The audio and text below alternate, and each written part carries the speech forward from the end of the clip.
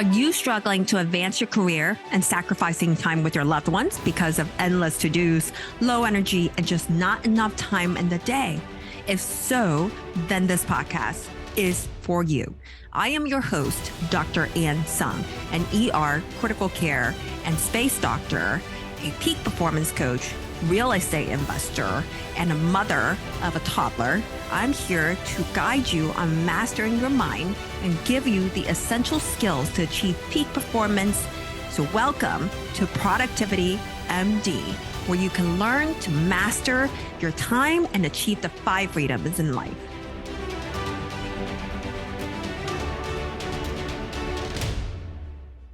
Welcome to Productivity MD podcast, and I am your show host, Dr. Ann Sung. Today, we have Dr. Robyn Tiger. She is double board certified in diagnostic radiology and also lifestyle medicine. She is the founder of Stress Free MD. She's a stress management expert. She focuses on a whole person wellness as well. She's a podcaster, a coach, and an author. So the reason why I wanted to bring Dr. Robyn Tiger on is because, to be productive in life, you want to have the grit to recover. And if you don't have the grit to recover, this is not going to be sustainable for the rest of your life. And, you'll be sacrificing time with your loved ones as well and sacrificing your health. So I thought that it's so important for us to talk about what our own holistic well-being and recovery. I'll have Dr. Robyn Tiger introduce herself a little bit more. And also, would you tell us a little bit on why you do what you do currently? So thank you for being on the show. Well, thank you. Thank you so much for having me. And yeah, all these topics are near and dear to my heart. So hello, physician colleagues out there listening. So happy to share with you, why I'm here and why I do what I do, in that I consider myself a burnout thriver. And I say that with a little chuckle, but the truth is about 15 years or so ago I wasn't so well, and I had many, many symptoms and illnesses that our colleagues could not figure out. I thought that none of them were connected. They all seemed very individual. I can list a few of them for you, and maybe you are experiencing some of these things. So migraine headaches and vomiting. I had terrible tinnitus, vertigo. My gums would just spontaneously bleed, which made no sense to me. Really horrible reflux, gastroesophageal reflux, body pain, poor sleep, poor digestion, abdominal pain when I was eating. I had these really terrible paresthesias where I would lose sensation in my hands, my feet, the left side of my back. I could be cutting up vegetables, can't feel the knife. I could be driving a car. I wouldn't feel the steering wheel. I could be doing a breast biopsy and I would actually lose sensation of the biopsy gun. And that was probably, of all the symptoms, the most scary, because our doctor brains start to think about neurologic diseases and terrible things, right? And so body-based symptoms were many. And then I started to have some bad thoughts, like, wow, I don't know if I can really do this anymore. Like, I looked amazing on the outside, great husband, 2 incredible kids, beautiful home, all the things, but I was essentially dying on the inside. And I saw a mental health care professional. I saw lots of specialists. I took lots of pills. I had every lab test, every imaging study. Everything was normal. And no one could figure out what's the matter with me. And I just felt like I was circling the drain. And it was a time when people really didn't talk about these kinds of things. It was really just, who are you to complain, right? Just keep going. You have everything. Don't be selfish. And all that guilt of even sharing, that I wasn't okay, was just weighing me down. And I could tell you, Am, that I had 3 physician colleagues die from suicide. And it was really, really playing on my mind. And I'd look at my children, I look in their eyes, my husband, I'm like, wow, like, am I heading in this direction? Is this actually where my life is going? And I do not want that for myself. So Western medicine, as amazing as it was not what I needed. in that moment. I tried it, right? And sometimes we need Western medicine. We're Western medicine trained physicians, but I knew there had to be something more. And that's when I started looking outside the box. I was already training and running long races. I was already eating what I thought was a very healthful dietary pattern.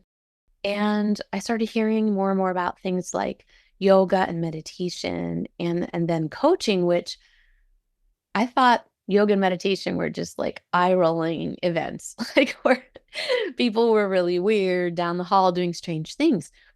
And I said, well, I've tried everything else and I'm going to just sign up for this 101 series and see what happens. And so that's what I did. I remember very clearly. I can't tell you how many cases I read, how many biopsies I did and procedures. And then I got home, fed my kids, bathed my kids, hand them off to my husband. And I went to this very first 101 yoga meditation class. And it was 7:30 at night. I had one eye open. I was so tired. Why am I here? And after that session, I felt like a new human. I had focus. I had concentration. I wasn't tired. My body didn't hurt. I felt calm. And it blew my mind. And it was that moment when I said, okay, I need to do a little bit more research here and see what the heck is going on inside of me to allow me to make that shift. And that was the beginning of my understanding of our autonomic nervous system and how imbalanced it can be. And over time, all those symptoms that I shared with you went completely away. And when any of them start to pop up again, I know what to do. So that was the beginning of my transformation and the beginning of my studies to teach our colleagues how to feel better. Because my diagnosis that everyone missed was a whopping case of chronic stress. It sounds like it's a chronic fight or flight response, chronic cortisol elevation leading to all of your symptoms. And then what you found was meditation, yoga kind of put you in that parasympathetic state. And for once, you actually felt calm and not in a fight or flight. Is that essentially a good summary? Yeah. Yeah, I think you're right. There was all this cortisol, all the cytokines, the inflammatory markers. If we could have done a blood test then, I think I would have been through the roof in my values. And I came to understand that as these symptoms started to dissipate, I started initially practicing myself. And then, wanting to learn more, I went into teacher training, never thinking I was going to teach anybody anything, just because my doctor brain was like, this is interesting. I want to understand it better. I want to understand that why and how. And it was there that I learned about the field of yoga therapy, which is a 3-year certification with the base level of 1,000 hours of training. And I thought, well, if I could take these concepts and break them down into ways that our colleagues and others can do them quickly and easily to feel better, that would be amazing. So I got certified in yoga therapy and then a certain type of meditation called iRest, which was created for our military originally. Another 3 years of really understanding a very secular, evidence-based type of meditation to help process experiences. And then the body-based tools became what I focused on for about 10 years, becoming expert in body-based tools and education. And then the life coaching, that mindset piece after experiencing the benefits of thought work and really adding that together so we have a bottom up and top down approach to stress prevention and relief. And then just added that to lifestyle medicine after that. So, yeah. That's awesome. Yeah, it is definitely very holistic. And I can remember when I was, doing my critical care fellowship, I felt like I aged the most during that 2-year fellowship. And I had sores in my mouth and tongue inflammation. And, the sleep was never restorative, pelvic pain that I thought was like ovarian cysts, crazy, and dysbiosis. So all of that, it's all gotten better since, now I'm on daytime now.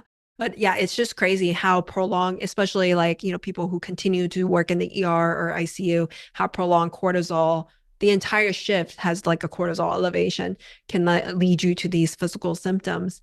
And, this is the reason why I want to, make sure that the audience understands why it's important for you to begin now, because I talk to a lot of my clients, they want to wait until the real estate's done, or, this work is done and this is done. Then I can like schedule time for like self-care, or it's not even on their, like, it's not even on the map at all whatsoever. Could you tell us a little bit of why the clients should care about this now versus later? Yeah, that's a great question. And it's really twofold because I get asked this question a lot. I'm too busy. I don't have time for that.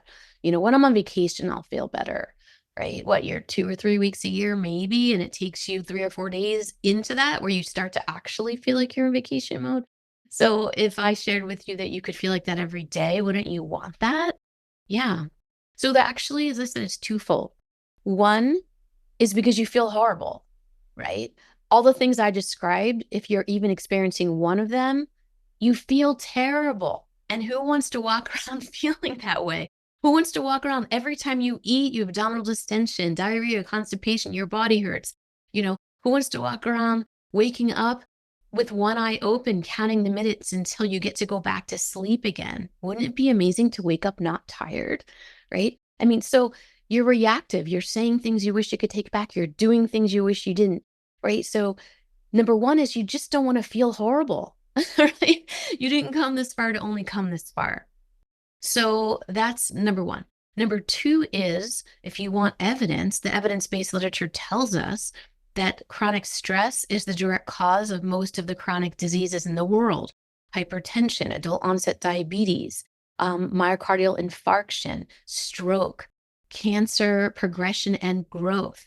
And it even prematurely shortens your lifespan by prematurely shortening your telomeres, the protective ends of your chromosomes that determine how long you live. So, twofold answer. One, you don't want to feel horrible all the time, right? You worked so hard to get here. You deserve to feel good every single day. And number two, it's an investment in your health, because if you don't pay attention to your wellness, you will be forced to pay attention to your illness. Okay, I'll say that again. If you don't pay attention to your wellness, you'll be forced to pay attention to your illness. So even if you don't have any of these chronic illnesses on board right now, you're just in the road to them, right? If you don't take care of yourself, because even though we're physicians, we are humans too, and we get human illnesses just like everyone else. So that's my twofold response to why it's so important to take care of yourself now. Yeah, your health is really your wealth. Your businesses wouldn't be there if you don't have your health. That would not be your priority or focus.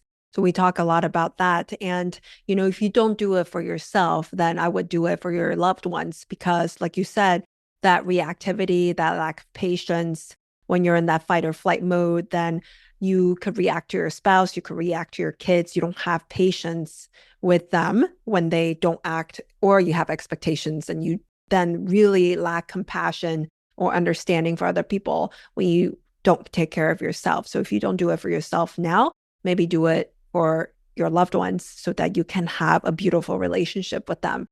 I think what people can't visualize is maybe like, or they don't know where to start, but can you describe a little bit of what they can expect to see? What can they, or maybe from your prior clients, where did they start, and how long would it take for them to get to a point where they don't need to take a vacation, and yet they still feel like they're on a vacation every day?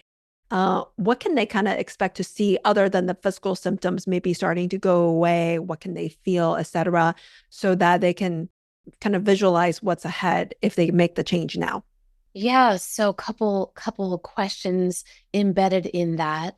To go to how will you feel, the opposite of how I was feeling, and the opposite to how you may be feeling now, where you have energy and you're focused and you have concentration and you're responsive, not reactive. You can actually take that few second pause before you speak or do something. You're present. You don't ask someone their name 3 times. You don't look at your watch 5 times. You can't remember what you just thought or heard, right? Or saw. You feel really good when you eat your food. right? Your bowel habits are good. I mean, we know our gut microbiome is like everything, right? So we want our digestive system to be in order. Our bodies feel good. We have better posture. We feel alive. Not that we're just living, but we actually feel alive. There's so many things that would transform, and there's so many ways that you can feel better. From how are you doing that now? And so if your question is, I'm too busy, I don't have time for this, and how would I even begin? So as Anne mentioned, I'm a double board certified in lifestyle medicine. I actually have the honor of serving as lead faculty and subject matter expert in stress management for the American College of Lifestyle Medicine, and more recently co-authored the new board review manual that physicians and other healthcare professionals are actually studying to sit for the boards. And I can share with you that if you don't know what lifestyle medicine is, it's a newer field of medicine that focuses on the opposite end of the spectrum. So in traditional Western medicine, we have a disease management system. So if somebody comes in with a back pain, you might give them medication or send them for therapy. If somebody comes in with a sleep issue, maybe you give them a pill to help them sleep or send them to a mental health care professional. If somebody comes in with diabetes, you give them medication. Someone comes in with high blood pressure, you give them medication. Somebody comes in with whatever, right? And so we treat the symptom, we treat the illness. And that's what we were taught in med school. So it's not your fault. But what if I told you that we could get to the root cause of what all these things are coming from, and we could work at the opposite end of the spectrum to prevent, reverse, and sometimes actually treat symptoms, illnesses, and diseases through 6 key pillars. And those pillars are stress management, healthful nutrition, nourishing sleep, exercise, social connection, and risky substances / I add escapes. And when we focus on these 6 key pillars, which are like 6 spokes on a wheel, and they all need to be functioning for that wheel to work, we work on all of those pieces, then the transformation can happen.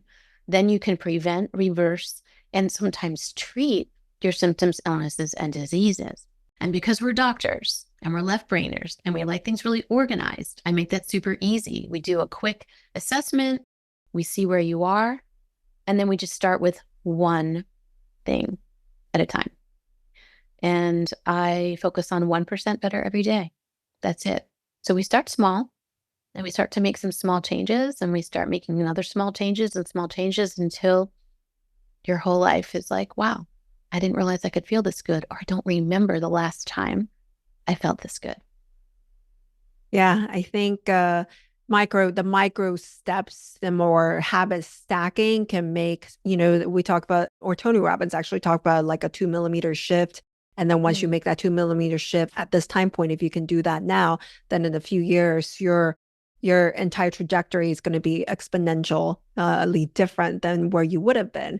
And I do remember in my critical care fellowship, I felt like I was living in a haze. It was just like a dream-like state all the time. And I couldn't focus, like you said, gassy, bloating after eating, all those things. And now, it's like focus, energy. I wake up before the alarm and things like that, which in the past, I would have never thought that would be possible. I actually thought to myself, like, so is this what happens when you're older? Like your sleep is just not like feel like you slept at all. You just wake up and feeling still tired. Is that what happens when you're older? Is that even possible? I remember when I was little, I used to be able to wake up and feel great, but not anymore. Yeah. So I think to the audience that, it is possible for you to make that change now.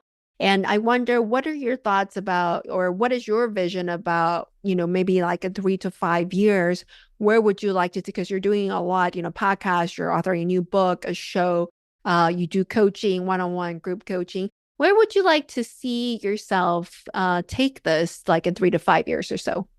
Yeah, my passion is to help as many people as possible. So getting on platforms where I could teach as many people as possible. Of course, our colleagues are my nearest and dearest to my heart. Been asked more recently to help other populations, but I feel that everyone deserves to know what I know. And I almost feel selfish every day, like holding it in, you know, like I just want to shout it from the rooftops because we didn't learn any of this in medical school or any training. And even though I'm several decades out of training, I'm still coaching medical students and residents who still aren't learning this information, right? So in 3 to 5 years, I just hope to be helping like thousands and thousands and thousands more people than I currently am on any platform that I can get on to share this information. And I want to do it from both ends, right? Which I currently am, helping those that are already suffering. And then at the beginning, the prevention of this from happening to begin with, right? So we can really work from both ends of the spectrum. Yeah. And what would you say then if it's prevention? Like the top 3 actions or strategies that you can do versus somebody who's already, we'll talk about later, maybe somebody who's already at burnout, working multiple ER shifts, critical care shifts, and is already reactive with their family. So maybe like from the medical student side or a college student side who's not quite burned out, all the way to the ones who are already burned out. Any differences in strategy in just the top 3? I would say the top 1,000 are your stress management. And I'll tell you why. Even though we have 6 key pillars of lifestyle medicine, I feel, and I have experienced in my own self, as well as the thousands of clients that I've had, that the stress pillar, learning how to prevent and relieve your stress, that's really the umbrella under which all the other decisions that you make fall. So there is this bidirectionality, but predominantly, if you are stressed, you are not choosing nourishing foods. Okay, so you are not eating celery and romaine lettuce. You want sugar and fried things and processed things, right? Think about like when you're studying for your exams in college, what is everyone eating? Monsters. Right? Right? Yeah, cookies in the middle of the night, right? So insomnia cookies, I know my kids talk about. So and then the thing is when you eat that food, you actually feel worse. Research shows that when you eat, added sugars, added fats, processed foods with chemicals, you actually have higher anxiety and stress. It amps up and depression. So first of all, when you focus on your stress, you'll be making more healthful nutrition choices. When you focus on your stress, you're more apt to sleep better. Okay, so when you are feeling stressed and anxious, you can't sleep well. And when you wake up and you're tired, you're more stressed and anxious. So we want to focus on our stress because it helps us get nourishing sleep. When you focus on your stress, you're more apt to exercise properly. You're more apt to get the number of minutes per week as well as the intensity level that the exercise prescription is recommended. Most people don't even know, even physicians don't know how much should I be exercising and at what intensity. And when you're exercising better, then you feel better and you're less stressed. When you are focusing on your stress, you're more likely to connect with others. Social connection has been shown to be a key component to our health and well-being. Our own Surgeon General even wrote an entire book called Together on it and even issued an advisory for isolation and loneliness. So we will be more likely to connect with other people. And then when we're connecting with other people, we feel less stressed. And when you focus on your stress, you're less likely to be over drinking and doing recreational drugs and internet shopping and buying every color of that shirt that you don't really need, right? Or gambling or, whatever else you're doing, right? To not feel the thing that you don't want to feel, right? And so when we see stress as the umbrella and we focus on that component, it's not even the first 3, it's the first 1,000 or million, I would say, is using tools to relieve it and to prevent it when you're going into a situation ahead of time so that everything else is going to fall into play.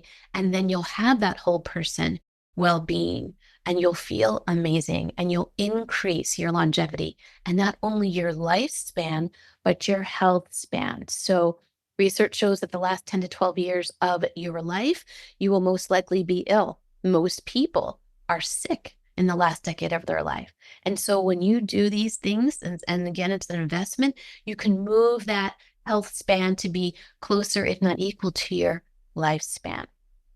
Yeah, I think that's a really great way how you put it. stress is the number one thing that affects all other aspects of life. If you're stressed out, a lot of times, for example, after ER shift, that's when I overeat. I don't overeat on junk anymore, but after ICU shift too, I would like overeat on the nuts and like, or my avocados, or just keep eating those nuts. It's healthy, but you just couldn't stop because that discipline is gone. That capacity of your frontal lobe to make those good executive decision, I feel like was like gone, after ER shift. So Yeah, well, you know what? And so because our doctor brains need to understand that even more and unpack it, we know that when you're not sleeping well and you're tired, when you're working like that, it actually causes you to eat 300 more calories the next day because it messes up your regulation of your ghrelin and your leptin. That's your satiety hormone and the hormone that detects hunger. And so you have less hormonal regulation. And so on average, you eat 300 more calories the next day. I can definitely see that. And like if I worked or if I'm on the computer, planning the things for the next day, but like, somehow like a stressful like task that needed to be done or some agenda that for the following day, I have, through just recently, like been waking up 2 nights in a row at like 3 a.m. and couldn't go back to sleep because of rumination. And that's when I was like, all right, I got to go do my floats because it's time. It's too much. And then just stop doing, planning or plan earlier instead of like 8 or 9, but plan earlier, like 4 or 5, or it's time for meditation, things like that. So I agree. Like it can really affect you, even though I coach on these things to my clients, but it affects me. And I have to realize that it's time. Okay. I need to do more, or I will do more for self-recovery because right now it's not enough. So, so then that goes into my question then, if we're targeting stress, are there 3 fundamentals to address in order to decrease stress, or 3 techniques or something like that you found to be effective with your clients? Yeah. So again, since we're docs and we like things really organized and structured and we like things in threes lots of times, right? So I have broken down what I consider to be 3 categories of stress relief tools. And one is breath. And when we focus on the way we breathe, and people are like, I don't have time for a yoga class. I don't have time to meditating. So I was like, I get you. What's the least amount of time you have? And lots of people say 10 or 15 minutes. And so when I teach things, lots of times it won't be any longer than that. But the tool that you use can take seconds. So earlier you said, well, how quickly can someone feel better? In seconds is the answer, right? Because we just never learned. We learned a lot of anatomy and physiology, but we didn't learn actually how to work with our own anatomy and physiology, right? And so the category 1 is breath, like how you're breathing. And your breath can do 4 things. It can calm you down, it can wake you up, it can cool you off, and it can warm you. So depending on how you use your breath, in whatever situation you're in, you can create any of those desires. So we're talking about stress. One of the components is calming you down and understanding how to breathe in a way to increase your parasympathetic tone and to decrease your sympathetic tone. Secondly is your body and how do you move your body, right? Movement. And so I teach a very specific type of movement called somatic movement, which I studied in Northern California at the Novato Institute of Somatic Research. And what we came to understand is that's the opposite of stretching. So everyone try it. Everyone sit up and pull your shoulders back. You can do it with me, Anne. Pull your shoulders back. Okay. And just go back to how you were. Now pull your shoulders back. Let's do it again. Then go back to how you were. And then pull your shoulders back. Well, heck, how long do you have? Go back to how you were. We could do this all day, right? And so what we understand is stretching feels amazing, but it doesn't increase the resting length of your chronically intense muscles. People are like, you have amazing posture. I'm like, it's somatics. So understanding a different way of movement, which is the opposite of stretching, helps to increase the resting length of chronically tense muscles and gives you space in your body so you feel better. So the second category is movement. Okay, so both of those so far are body-based, bottom up. The third category is mind, and that's composed of both body-based and mindset, right? And so I break that down again to a body-based and mindset because we can't think and feel at the same time. And so I always start with the body, and then move to the mind. So with respect to the mind, breaking it down to body-based would be a specific type of meditation. So docs are like, I can sit quietly. And I'm like, I got you. So everything I have is guided, and it's based again on that meditation created for our military. That the Department of Defense has declared a tier 1 treatment for chronic pain, equivalent to opioids. No joke. And is in lots of the veterans administration hospitals and in a Walter Reed, and being used across the board for our first responders. And then now we've got the body base. The top down will be the life coaching, working with your thoughts. But we can't even tackle those 60,000 thoughts per day until our body is calm and then our mind is calm. And then we can start to work with our thoughts, right? And so those are the 3 main categories. And then in the rest of that, we focus on our nutrition and our sleep and our exercise and our connection and our substance use and so on, and our escapes. But just to answer your question, I like to focus on 3 key components, teach very quick tools that everyone can use, and move on from there. And so regarding the breath then, I like the categorization. That's really good. And so regarding the first one and the breath, I've been doing like the 4-7-8 Andrew Weil breathing. Is that what you recommend, or what do you recommend for people that, maybe they're in a reactive state, they're in fight or flight state?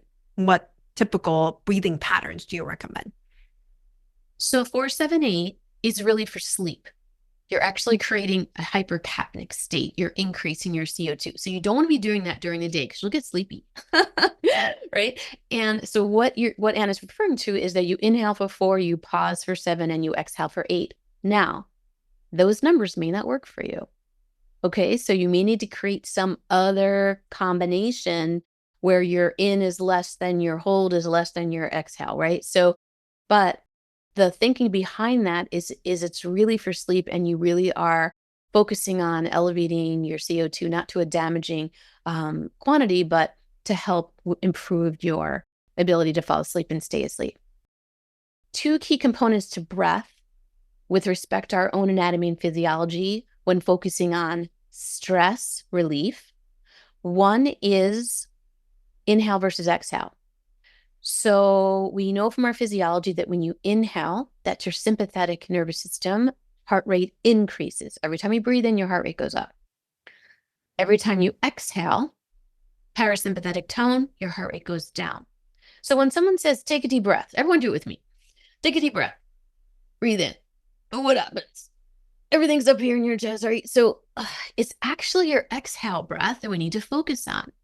So taking a deep breath doesn't help. It's your long exhale without force, just invitation of lengthening your exhale, which will help drive your heart rate and drive your blood pressure down and allow you to feel calmer. So when focusing on breathing to feel calm, one is we want to focus on our exhale. That's the key to our relaxation response. Secondly is location of breath. So as we just practiced together, if you did it with me, you were using your accessory muscles, everything's up in your chest. And if you remember from your anatomy, your lungs are like a triangle. It's more narrow at the top, wider at the base. So when you are only breathing at the top, it's very inefficient. So you have to breathe more times in any given minute to get enough oxygen that you need. So we're going to direct our breath into our abdomen using our diaphragm, and that increases vagal tone, which calms you down. And then you can take longer breaths, which are more efficient, and work less hard, because more oxygen exchange will be happening in the widest part of your lungs, which are the lowest part of your body. So we focus on breath to feel calm, again, breaking things down into 2 components, exhale length and abdominal breath, breathing low into your body. Yeah, I don't think I learned the abdominal distension way or diaphragmatic distension way of breathing until 2017. That's exactly when I learned it at a Tony Robbins conference at UPW. And instead of like breathing up with your chest and shoulders, thinking that that's getting enough expansion. And so do you recommend like set of like 10 or 5 type of breaths, or a specific ratio or anything, inhale versus exhale, when people are in that stress state? So I recommend what feels good for people. And it's very independent of the human. And so when I actually teach people, I do take more time, and I don't know how many hours we have. I'm only kidding. But I do go into it more detail, and I tailor it to the human in front of me and what feels good for them. But I don't ever say you have to do 10 of these. Someone might not be able to do 10, or they may not feel good. Or if I say you have to exhale for this long, well, that could be too long for someone or short for someone else. So the key is to focus on lengthening your exhale more than your inhale, seeing how long you can allow that to be without force, just invitation of length, to making sure that the force of your breath coming out is as if a candle's flickering on a birthday cake, but you don't blow it out. Especially when you teach this, and I always encourage things that work for you to teach it to your family, your kids, your partners, people in your life who you care about, your patients, your staff, the person and that's bagging your groceries is stressed out. I mean, I've taught this stuff, planes, trains, and automobiles. It's really amazing to be able to share what feels good for you. But again, what you do is maybe different than someone else. So just the overall general concept is longer exhale than inhale, a slow force, dancing birthday candle on a cake. And in terms of, how many, it's until you feel better. You may be able to take 2 or 3 and you're like, okay, I got this. Maybe you need more. And when you first start, you're going to be in your head about it, right? You're thinking a lot. So initially, you're going to be thinking a lot about it until it becomes more natural. And when it becomes more natural, you will be doing less. And I always say that we need to create that neuroplasticity. So you practice when you're feeling okay. You practice when you're driving in the car. You practice when you're walking your dog. You practice when you're emptying the dishwasher. You're folding your laundry. You're sitting watching TV. You practice in between OR cases, like whatever you're doing. And you are building up your default network so that when you do need to pull these tools out, they're like, okay, I got you. And they can work right away and work quickly because you created those new neural pathways. Got it. So just remembering the general principles for those of you guys listening, doing more diaphragmatic abdominal breathing so that you're breathing, inhaling using your diaphragm and your abdomen, and then just focusing on the exhale that is longer than inhale, whatever that, feels good for you, and practice it during the times where you're not stressed so that during the times of stress, you remember how to do it. And then for the second part of the body based, is there something that's actionable that people can do right after this episode? Yeah. So because I get this question all the time, I love what you're talking about. How can I get started? I actually have 4 free videos on my website, and they're all only 5 minutes each. And I know you have 5 minutes because if you scroll on your phone, you're doing that for more than 5 minutes, right? And so I know I made them intentionally really short. So it's actually 20 minutes of content. There's 4 different videos. One is a calming breathing tool. One is a neck and shoulder release through that somatic movement I described.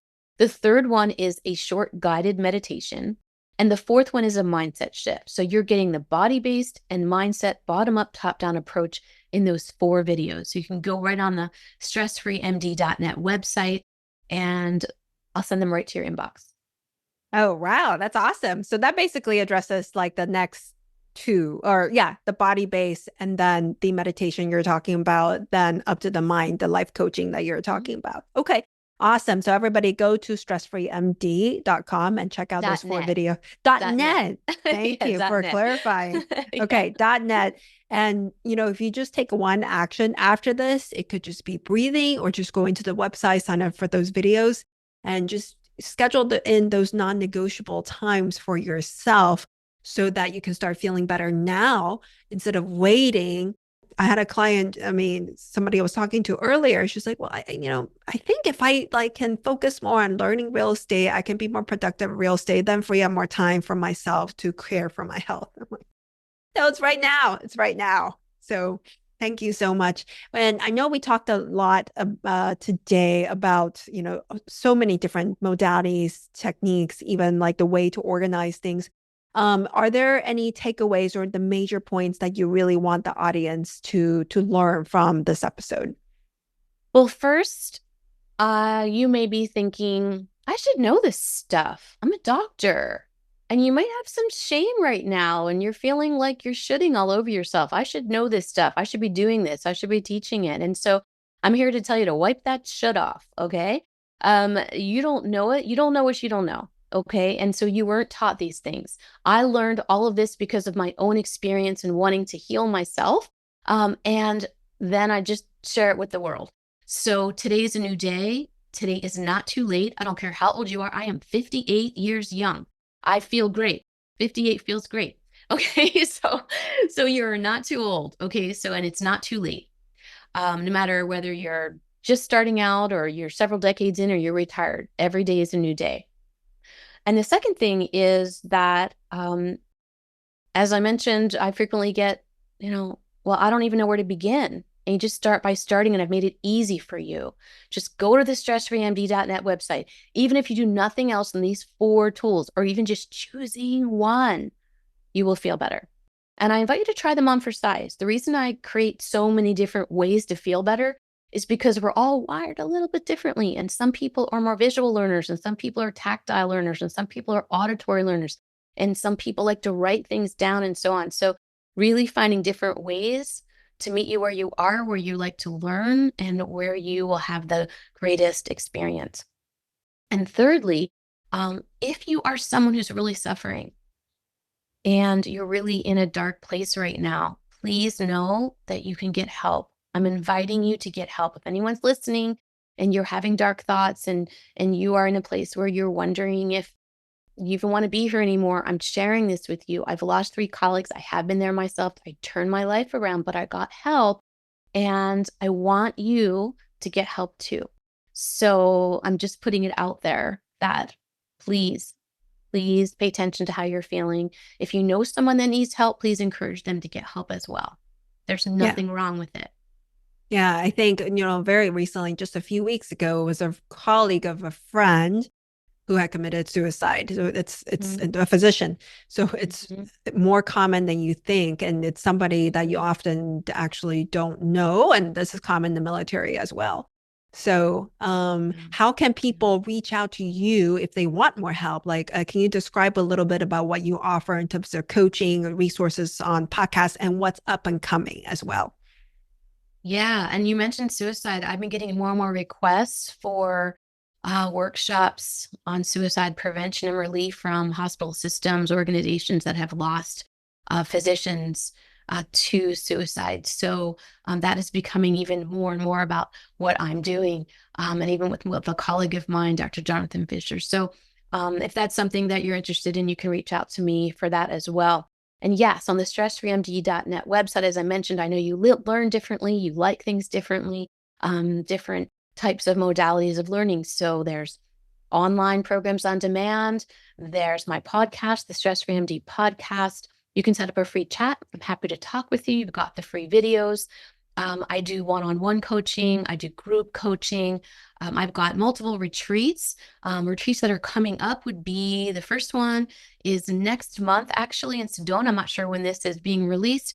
I am presenting with Dr. Kelly Casperson. She is the You Are Not Broken podcaster and book and urologist and sexual health expert. So we have an exclusive women's retreat for midlife and sexual health happening in Sedona in March. And then I've got a retreat with Dr. Melissa Sunderman of lifestyle medicine that we're having an Africa safari, and that's happening in January of 2025 if you're interested in that. So lots of ways to learn, lots of ways to work with me, and we can work together. And I'm here to answer any questions that you have. And anything about the up and coming book you're writing or the shows or Oh yeah. Thank you for reminding me. I have so many wonderful things happening that I'm just so blessed and so grateful. I am writing a book. The book is going to be due to come out this fall. Stay tuned. It's called Feeling Stressed is Optional.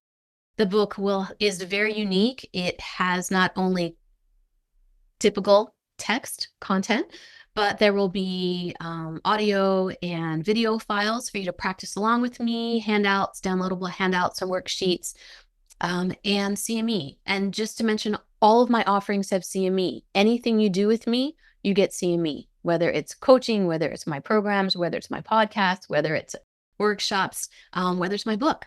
So all of that is included. So thank you for reminding me, Anne. So the book will be coming out this fall. I'm just finishing the last couple chapters now. And then I have a new show called The Doctor Moms. I was asked to create a show for a very prominent streaming platform. Jane Velez Mitchell is a newscaster in LA, and she has Unchained TV. She heard myself and Dr. Melissa Sunderman, my lifestyle medicine colleague, present last year in New York. And she asked us to develop a show where we could teach health and well-being tips to everyone. And so we actually just recorded our first few episodes over the weekend, and that will be going live very soon. So stay tuned for the Dr. Mom Show. Oh, that's really awesome. Thank you for sharing that. So what about social media? Can people find you, or how would they, see what you have other than the podcast? Yeah, so I'm Dr. Robyn Tiger on LinkedIn and on Facebook. And on Instagram, I'm Stress Free MD. And then we have a new Instagram called the Doc Moms where our show will be posted.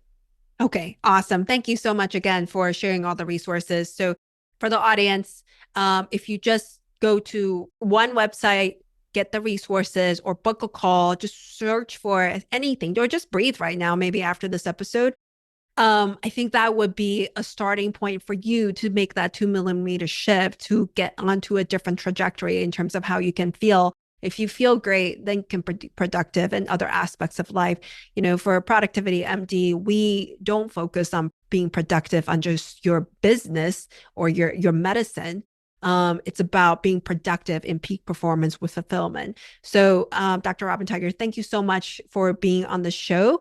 This has been a wonderful treat for the audience. And for the audience, thank you for being present with us. Everything you've shared, we will put it in the show notes of Productivity ND. So thank you again, Dr. Tiger. It's been an honor. Thank you so much for having me. All right. And for everybody listening, just remember that everything we need is within us now. Thank you.